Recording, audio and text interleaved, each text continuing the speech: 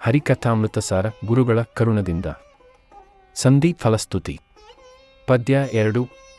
ಆ ಮನೋಹರ ತರತರಾತ್ಮಕ ನಾಂದಿ ಪದ್ಯಗಳ ಯಾಮಯಾಮಕ್ಕೆ ಪಠಿಸುವವರ ಸುಧಾಮಸಕ ಕೈಪಿಡಿಯ ಲೋಸುಗ.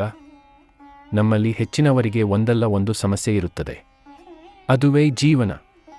ನಮ್ಮ ಶ್ರೇಷ್ಠ ಗುರುಗಳಾದ ಶ್ರೀ ವಾದಿರಾಜರು ತಮ್ಮ ಮಹಾನ್ ಕೃತಿಯಲ್ಲಿ ಉಲ್ಲೇಖಿಸಿದ್ದಾರೆ.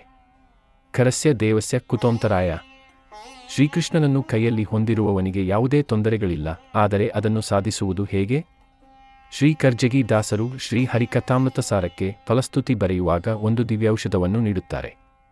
ಪ್ರತಿ 3 ಗಂಟೆಗಳಿಗೊಮ್ಮೆ ಶ್ರೀಹರಿಕಥಾಮೃತಸಾರದ ಮೊದಲ ಸಂಧಿ ಮಂಗಳಾಚರಣ ಸಂಧಿ ಹೇಳಿ.